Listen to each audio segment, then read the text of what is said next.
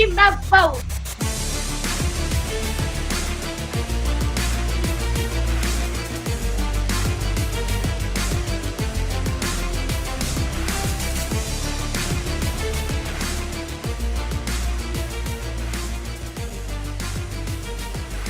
Court is in session with Ryan in Sacktown on If You Don't Like That. Now, Ryan in Sacktown. Oh, must be Ryno.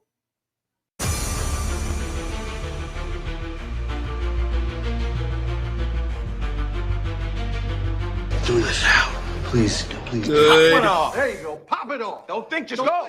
Yeah, just go. Don't think. Good morning. What's going on, everybody? What's happening? I usually have something in my hand to play with. No pen, iPad there, no notebook. All good. What's everybody doing? Day 2. Excuse me. I'm getting a day ahead of myself. Day 2, Kings training camp, getting ready to tip off. The Kings had 2 practices yesterday. We were there for the end of the first practice, and we found out that they were going to have a night practice as well. So we'll talk about that later today on Fox Sports. I'll be down at the G1C here later this afternoon around 12:45, I think. That's when the first practice is going to be wrapping up.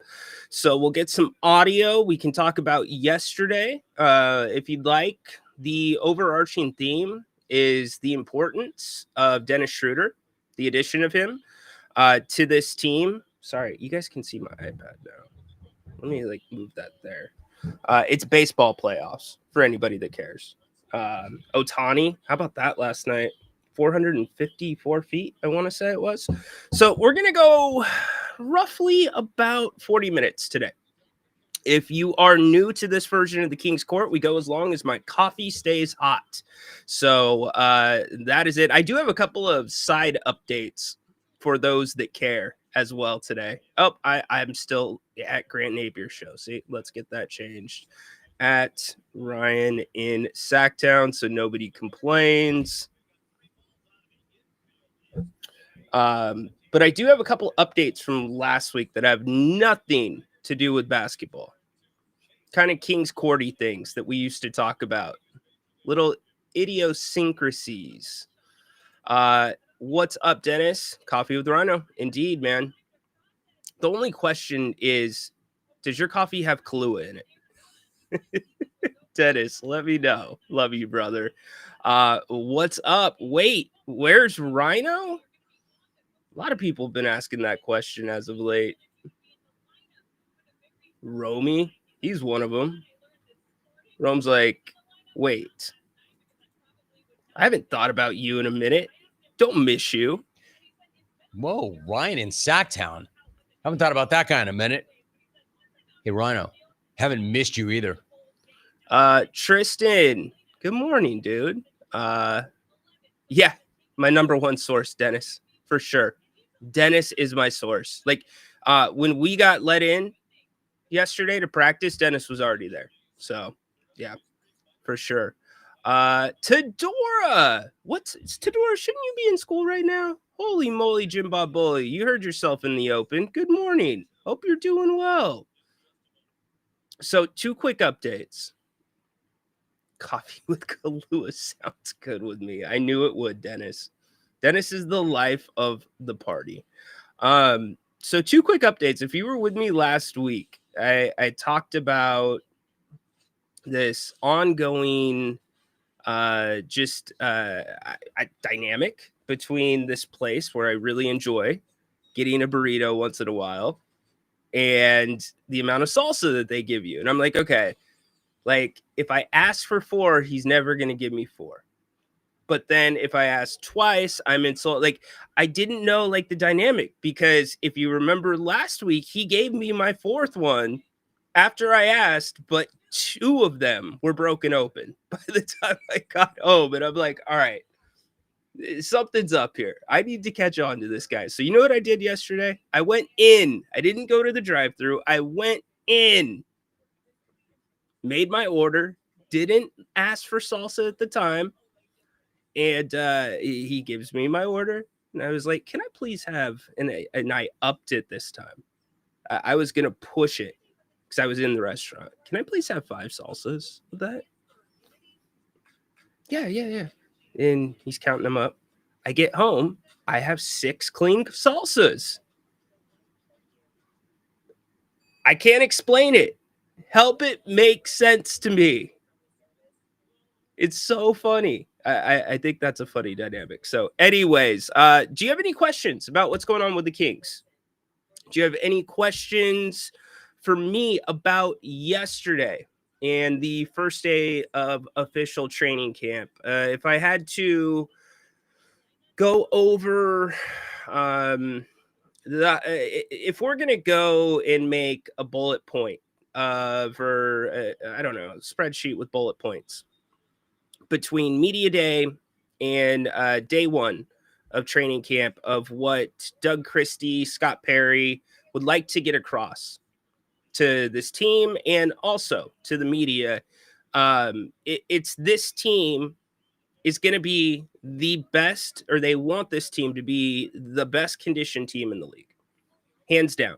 And the reason for that is they want this team to be able to pick up 94 feet, meaning full court. Now, that doesn't mean that all 5 guys are doing a full court press every possession. It means in some way or another, you're going to have a player that's always on the ball handler. Whether you're switching off guards, maybe you're doing a trap here and there. And in order to do that, it requires you to set your defense. It is very difficult to apply that type of pressure if you are not making shots or getting to the free throw line. And so Doug Christie acknowledged the free throw part of it yesterday. But when we walked into the gym, the team, and it was as a team, you had half the guys on under one hoop, you had half the guys under the other hoop. They are running full court layup drills at the same time. They're going back and forth. And on the scoreboard is 83. The goal was to get 83 in. Now, we weren't smart enough. And I asked Sean Cunningham, like, did you catch how much time was on the clock when they did it? And we didn't. But they did that twice. And so Doug was shouting things at each guy, whether it was the rooks. And I was looking at the rooks. Max was running the floor really well. I liked that. Sabonis looks really good, as always. Well-conditioned, professional. But then the second thing that became clear when they broke it down was talking about holding each other accountable, right? And Dennis Schroeder, asking him to speak up, asking DeMar to speak up. And they're trying to institute they want this team because of the way they want to play defense. And I said this last night on Fox. You've got to have clear lines of communication if you're going to play the kind of defense that this team wants to play. And make no mistake about it, because you can put in the chat, well, how do you play this defense with Zach LaVine? How do you play this defense with DeMar DeRozan? You don't. I mean, you're not going to see those guys probably picking up full court, right? But what you're hoping for is the front end guys, whether that is Keon Ellis, whether that's Malik Monk, whether that's Dennis Schroeder. You're hoping they can create a little bit of havoc that can create an advantage for a Zach LaVine, for a DeMar DeRozan, and they can get out in transition. So that was one of the big heavy points that they wanted to get across. But here was the second heavy point to me. You guys know Nick Wallenda, the guy that walks on the high wires between buildings, right? Sometimes he does it blindfolded. Anyways, Nick Wallenda, he always has this pull, right? It's like his balance pull. If he feels like he's getting a little off balance, he uses the pull to counterbalance the weight. And the best analogy that I can give you based off of media day and yesterday is that Doug Christie and a lot of the guys on the team believe that Dennis Schroeder might be that pull for this team that was not balanced at all last year that was swaying left, swaying right. Having a true point guard puts you one player closer to putting everybody else back into their positions. And there was a lot of very nice comments from both Doug, Zach Levine about Dennis Schroeder. We talked to Dennis, very humble, very soft spoken, but very aggressive. Guy is ready to go to battle for his teammates. And so that's kind of the overarching tone from the last couple days. Keegan Murray also came up yesterday. Doug talked about Keegan hunting shots. He talked and he used the analogy of Doug McDermott being a shot hunter, which is what he does. Doug McDermott comes on the floor. He's looking to come off a screen. He's looking to get to the corner, and teams know that, right? But that's Doug McDermott. This is Keegan Murray. Teams aren't respecting Keegan the same way, as funny as it sounds, because Doug's 12th year in the league now? You know what he is, right? But if this was year 2 after Keegan broke the rookie record for made three-pointers, then sure, teams are going to be paying attention to that. But, Keegan can hunt shots, but you also got to share the ball. And Doug talked about being in the sand, or being in the same sandbox and sharing the toys, right? So they want ball movement. That's what they're hoping for. They're hoping that in those situations where last year, maybe who was the best at it? I think Keon. I think it was Keon was one of the best on the team at getting to the corners when they're in transition. But the ball never got to the corner. It didn't. And so their hope is with Dennis running the offense, those are the things that Dennis can see ahead. Same thing with Zach Levine. Zach talked about that yesterday as well. Being able to operate in space and knowing that Dennis will be able to see those things, identify those things, and push the ball forward. But back to Keegan, Doug said that he is hoping that Keegan can shoot 10 threes a game. So, one, I would ask you, how do you feel about that? And two, I would ask, where are you going to find 10 shots for Keegan Murray? Is that possible? Yesterday on Fox, my response was, well, if you're going to be the best conditioned team in the league and you're going to play fast, you're probably counting on getting more shot attempts. But every team, if this was that simple, if you were the best conditioned team in the league and you were going to pick up 94 feet and that's the separator, that's what will take you to the next level. If it was that easy, all 30 teams in the NBA would be doing it. It's not that easy. And especially if Doug Christie only wants to play a 10-man rotation. Now, that's what he said at Media Day. He's thinking about 10.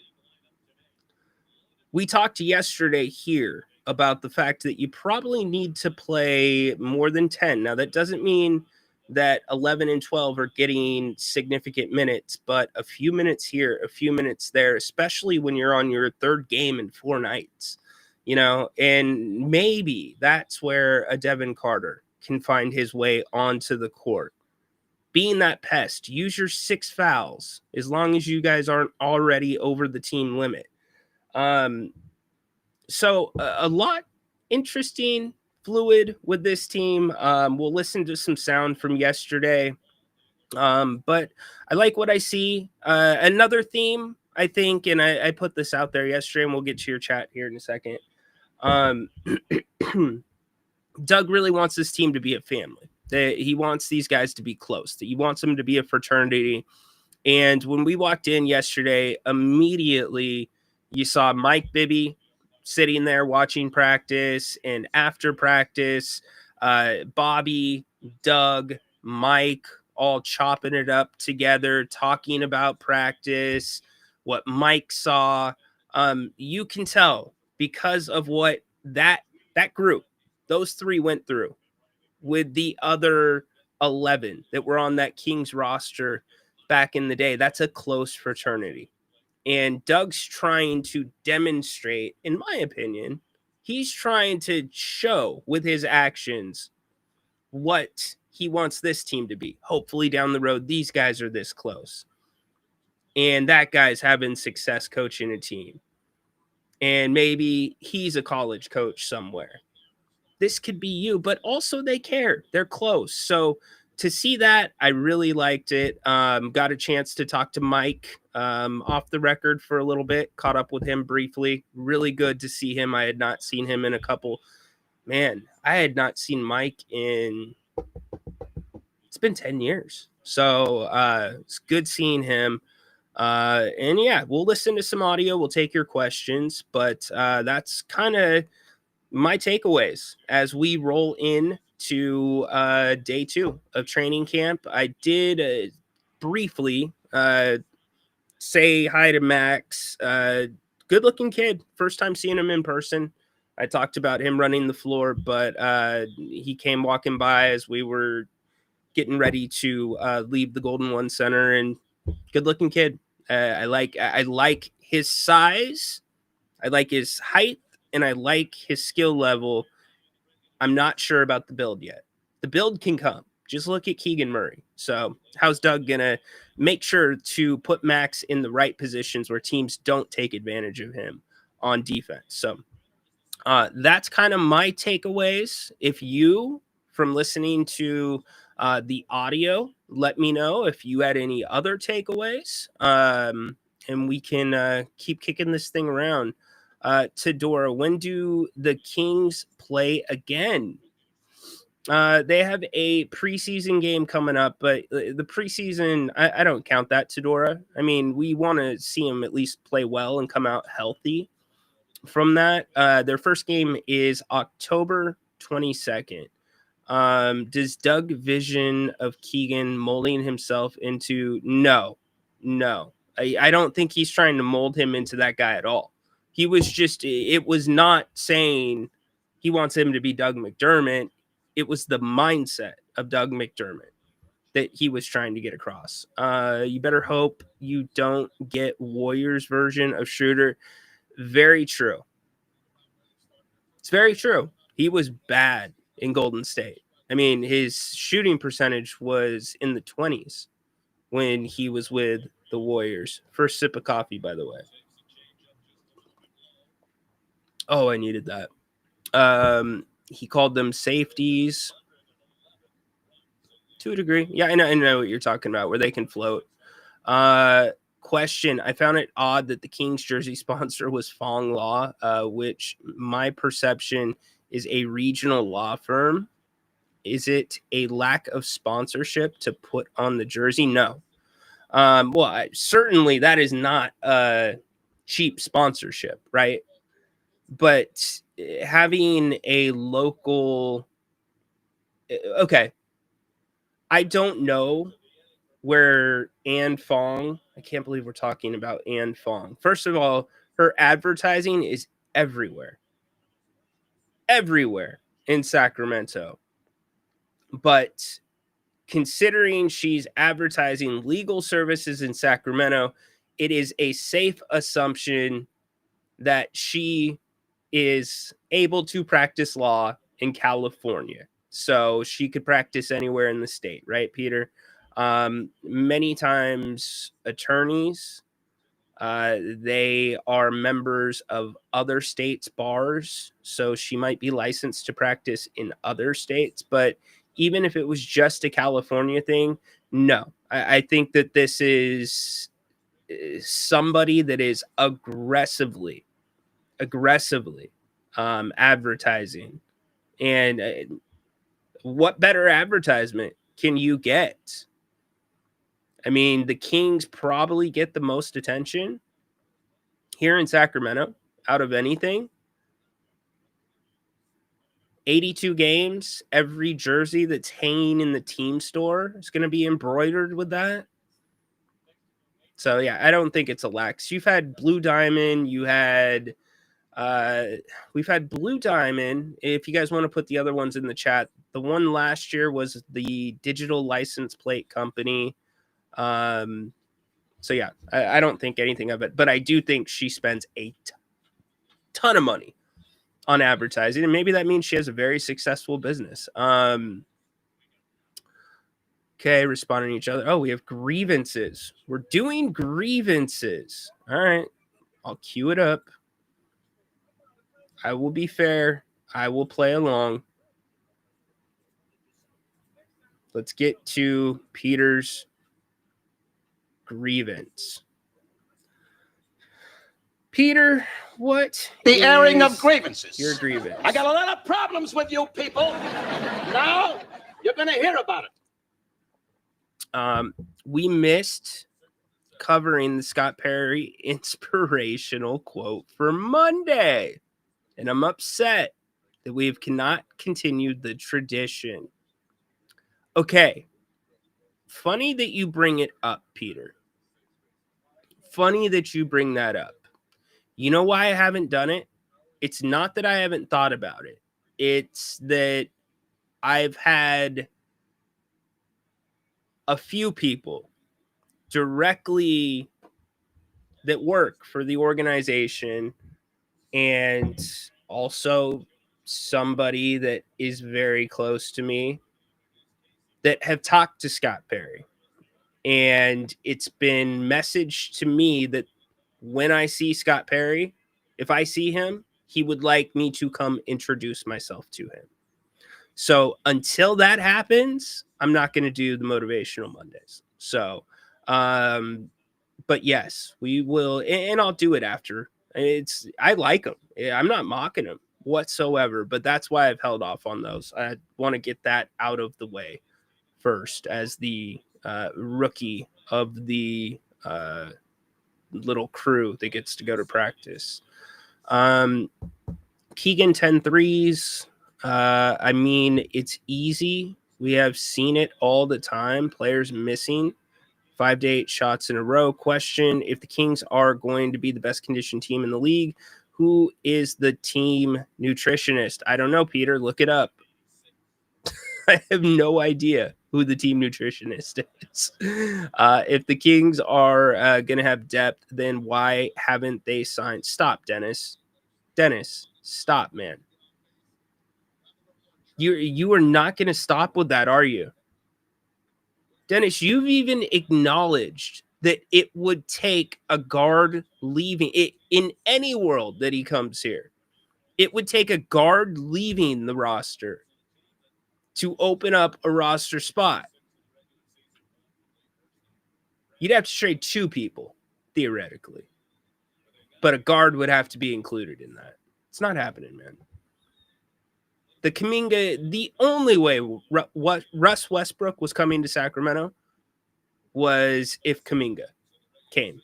And by the way, Dennis, there's not been a single question asked to Scott Perry about Russell Westbrook that I have heard, that I have been there to listen to. None. There's been one that wasn't asked directly about Kuminga, but it was stated in a way that it was assumed the question was about Kuminga. Dennis, man, so prideful. This dude keeps receipts. I love it. All right, so let's roll some audio from yesterday, just really quick. If you didn't get a chance to listen to some of it, this is between us. I've got to figure this out. There is something going on with our editing software with one of the programs we use at the radio station, because I get my sound drops all queued up. I edit them, I raise the volumes, and then when it comes time to play them on the radio, it's like, what? Like there was a soundbite yesterday where Zach LaVine almost cursed. Or he did curse. So I had to cut it out. I spent like 2 or 3 minutes cutting it out. And then all of a sudden I realized, I edited that part before. That didn't happen. So I bet what's coming up next didn't go out either. So I had to stop the drop early. Here's the drop that I was talking about with Zach Levine yesterday, talking about Dennis Schroeder and communication. Right from the start. Yeah, I mean Dennis has always been, a guy that gets after defensively. And with him being the point guard of the team, his voice, speaks volumes. But, I think it's not just him. It has to be on all of us. From me to Domas, DeMar, all the way down. If we take an emphasis on that side, everyone has to follow. Vocally, who was big today? Who was speaking up vocally? I think everybody was. I know you guys always want to pick out somebody like who has the best voice and who's the leader. It's unless you have somebody that's a big talker on the team. Everyone has used their voice individually, and I don't. I speak up when I need to, obviously, and then DeMar speaks to the group. Doug talks, Dennis says some stuff.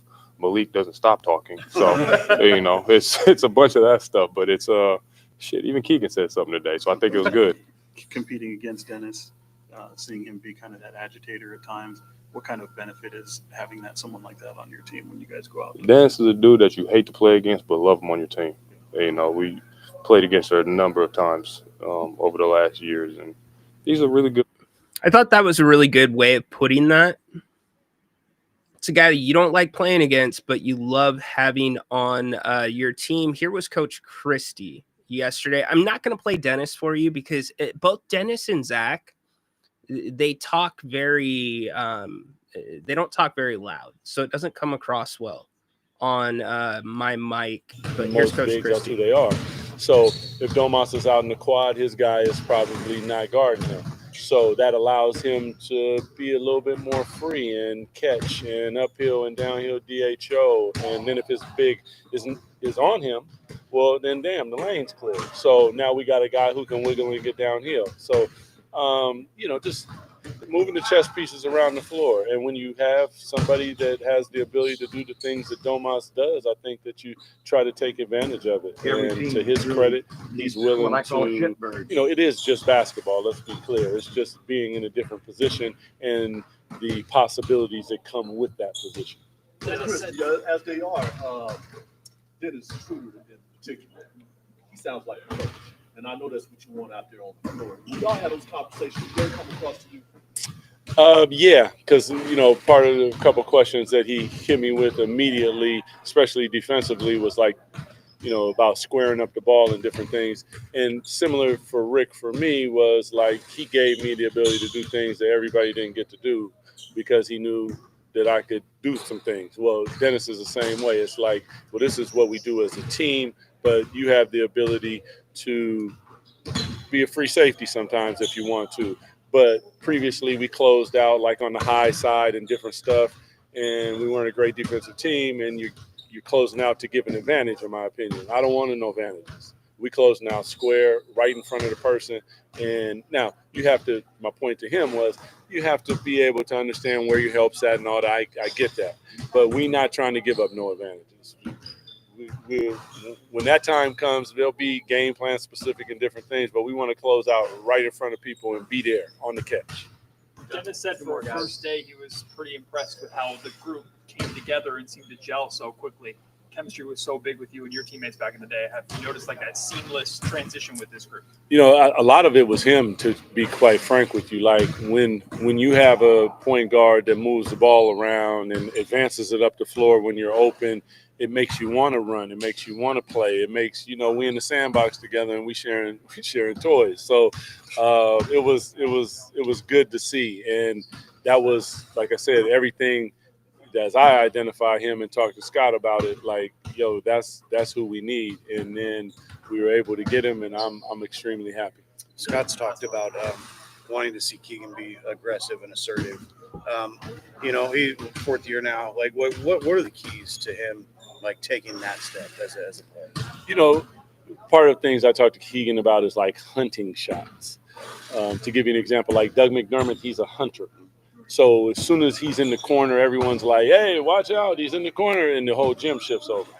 And Keegan has to learn that mentality. And it's a learned thing. It's like whenever you catch it, I want him to catch it, not catch it, and then think about shooting as he's coming near. He needs to be already thinking about it. Matter of fact, when he's in the corner, he should be thinking, when I get up there, I'm going to shoot the basketball.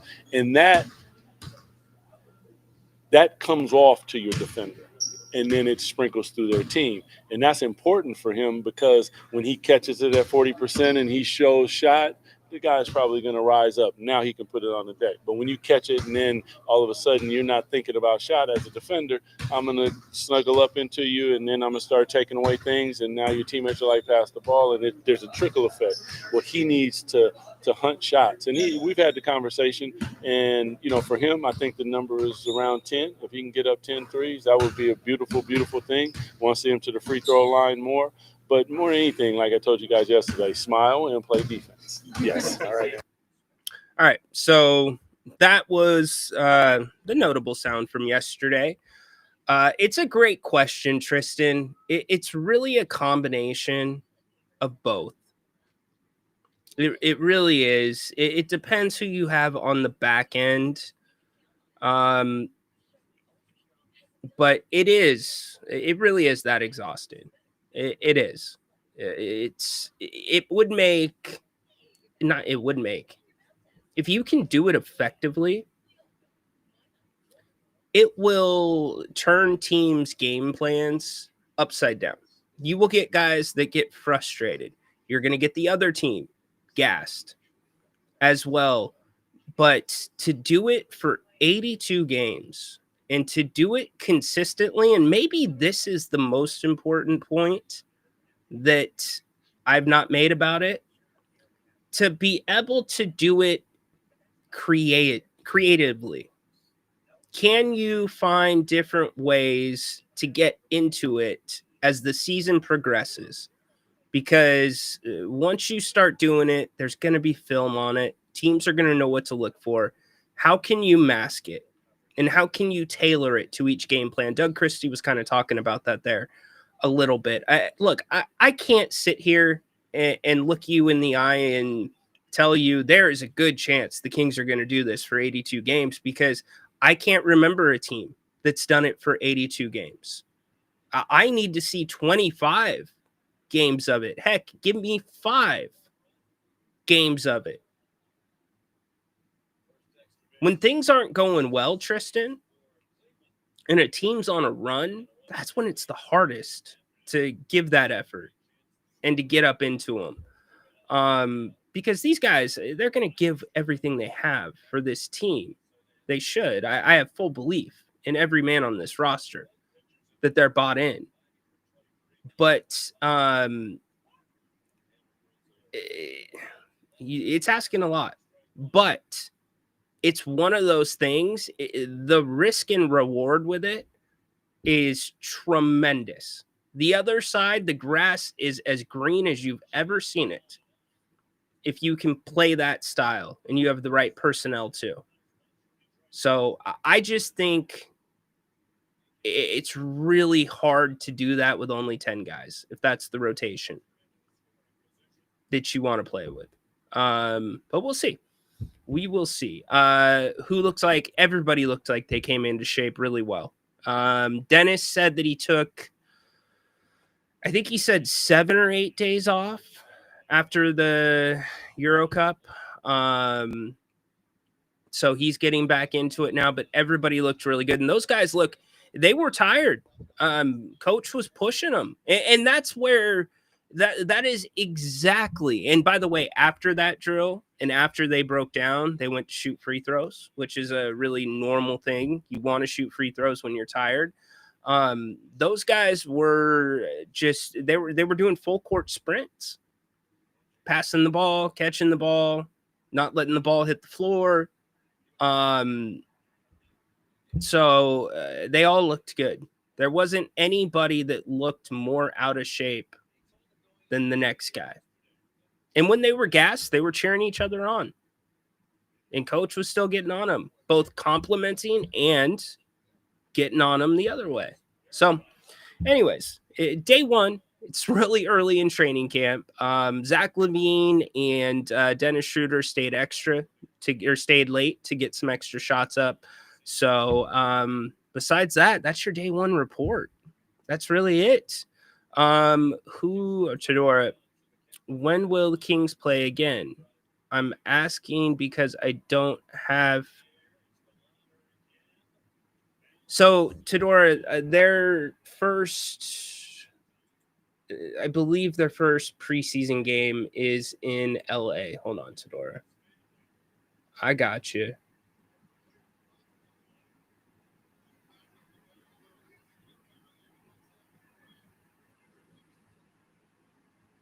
Yeah. Oh, they're in Toronto. Okay. So, Wednesday, this coming Wednesday, or no, Toronto's in Sacramento. This coming Wednesday, the Kings will be home. Toronto coming to town. So that's their first preseason game. So there you go, Tedora. They will probably, my guess is they practice through Saturday. Doug will probably give them Sunday off, and then it will turn into a preparation like for a game for the first preseason game. They'll get back at it on Monday and Tuesday, and we will be at practice every single day. By the way, this week, just Doug Vision. No, we already hit that. All right, we got to wrap up here in a couple minutes. You better hope you don't get Warrior. We hit that as well. Okay, so I'm behind. We got the grievance. Let's see. We hit that. Thanks, buddy. Got a haircut last Saturday. Yeah, Saturday. Because you asked for it, Dennis. Every team really needs what I call a shit burn. Come on, bro. So is the Kings' identity switching from defend to run and gun? I don't know. I don't know. That's what they're trying to develop right now. You can't just say this is going to be our identity. You can't. You can say we want this to be our identity, and you can tailor game plans, you can tailor practices, drills, etc. towards things that are in line with that set identity that you want to be. But until you're out doing it in the regular season and you're doing it for 20 you're going to need 25 games. And I get this from Grant. 25 games is the absolute minimum before you can start making judgments on a team. So the Kings are going to need 25, and unfortunately, their first 25 are brutal. But I'll tell you this, if they get to Thanksgiving and they are anywhere around 500, a game, a two away from 500, they have done a tremendous job. They will be in good shape. The keys for the Kings this year is they have to defend their home court and they have to take advantage of the Eastern Conference. You need to treat every team in the Eastern Conference, and I understand there's 3 or 4 of them that are pretty dangerous. The Knicks, Cleveland, Orlando, etc. You need to treat every team in the Eastern Conference as if it is you're playing a bottom feeder. It's a game you have to win. Those have to be wins because the West is that brutal. The Kings are on national TV as much as they are this year because of the West being so good. National TV wants to have the other team on. Sure, the Kings are going to get some interest too, especially if they're playing well, but that's why they got so many national games. I believe all but 2 of the national games are against.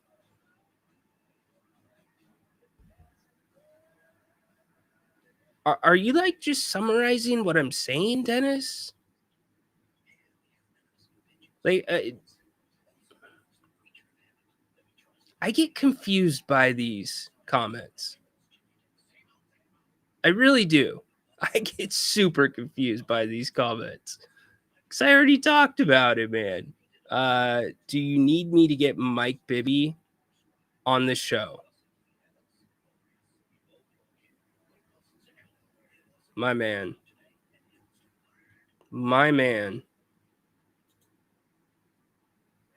Come on. What's up, BJ? Sweet, buddy. Hope to see you there. All right, Dennis, you really are a menace, man. You knock me off track. You get me just you are literally a thought killer. Like you are a wall that pops up and just blocks my thoughts when I see comments like that. Because I'm thinking, oh, Dennis has a long question. He has a long statement. No, it's just like AI summarizing part of my opening summary of yesterday.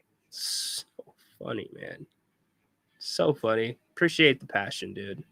Appreciate the passion. We'll be back today on Fox Sports Radio. Big day.